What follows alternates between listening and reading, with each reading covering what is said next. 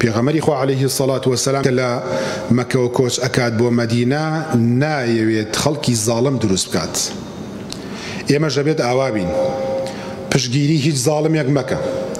ئەگەر لە عایلەکەی خۆتە باوکت زاڵمە پشگیری مەکە، برات زاڵمە پشگیری مەکە، خوشکەکەت زاڵمە بۆ گیانی خێزانەکەت پشگیری مەکە، حکوومەت و دەسەڵاتەکەت زاڵمە خەڵکە چەوسێنێتەوە قوتیان ئیمانیان ئەخلاقیان لە بین ئەبات پشگیری مەکە، چونکە عاقبەتەکەی زۆر خەتەرە. ولا تركنوا إلى الذين ظلموا فتمسكم النار. خی گەورە فەرمیێ بەحاڵ میلتان بەلای زاڵما بڕوە.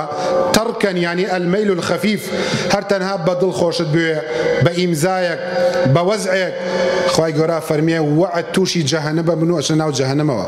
وا نەزانی هەروە ئاسانە پشگیریکردنی حکوومەتێکی زاڵم، ماڵێکی زاڵم، پیاوێکی زاڵم، مهندیسێکی زاڵم، هەر کەسێک زوڵمیە کاڵەی زوڵم یەکسەر چونکە حکوومەتەکەمان ئەوە ناعادیلە خەڵک خەیاڵی بەلای ئەوارڕە. بەڵام ئەگەر پیاوێک لە ماڵە زوڵم نە مناڵەکانی بکات هەر زاڵمە.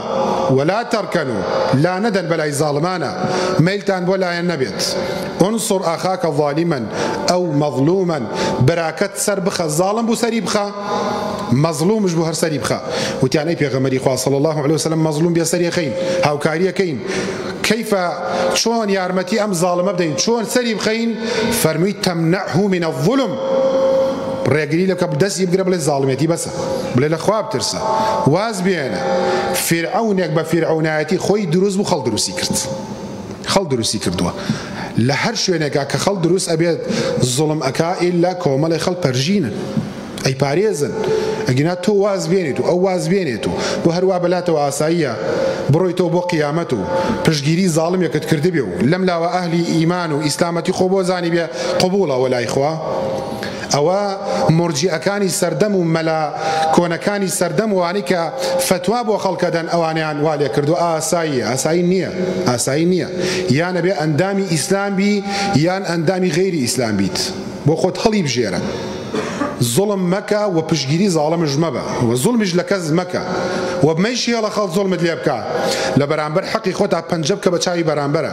ئافرەتێکی لە ماڵەوە مەیڵە بێردەکە زوڵمت لێ بکە، چی بکەی قسەت هەبێ و پیاوێکی لە ماڵە زوڵم لە خێزانەکەت مەکە و مەژی هەڵە بێ ڕێزی بکە بەرامبەرت. ئەوە حەقەتێکە زۆرینەی خەڵ لێ بێ ئاگایە. تۆ سیارەیەکت پێیە مەیڵە خەڵ زوڵمت لێ بکە، ئەگەر توانات ێ بەسەریا و حەقەکەی لێ وەرگرە، توانات نەبوو هەواڵەی مەحکەمەی خۆی پەروەردگاری بکە، پێی بڵێ حەسبی الله و نیعم الوەکیل، بڵێ ئەدەمە دەست ئەو پەروەردگاری کە ناخەوی و پێویستی بە خەویش نییە، هەواڵەی ئەو خواتەکەم.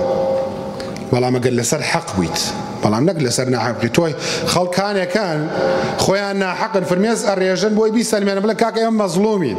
هەموو کەسێک لە ئێمە خۆی ئەزانێت زاڵم کێیە و مەزلوم کێیە. بە خوێندنەوەمان و بە گەڕانەوەمان بۆ ئەسڵی ئیسلامەتی تێ ئەگەین کەوا پشگیری زاڵم چۆنە و سزاکەی چییە. ئەی پێغەمبەری خوا صلی الله عليه وسلم عەرزێکمەیە داومە بەم کوڕەم تۆ شاهێد بە. فەرمی کوڕی ترت هەیە؟ فەرمی بەڵێ. فەرمی من شایەتی نادەم لەسەر زوڵم. ئەها بە زوڵمی ناوبرد. پیاوێکی یەک کوڕێکت بەشدار کردووە لە خانووە ئەوانی تر بێبەشن، زاڵمیت، زاڵمیت. ئەوە بەڕاستیەکەی زوڵمێکی گەورەیە. واللهی پێداچوونەوەیەک بە ژیانی خۆمان بکەین سبحان الله زۆر کەم و کوڕیمان هەیە.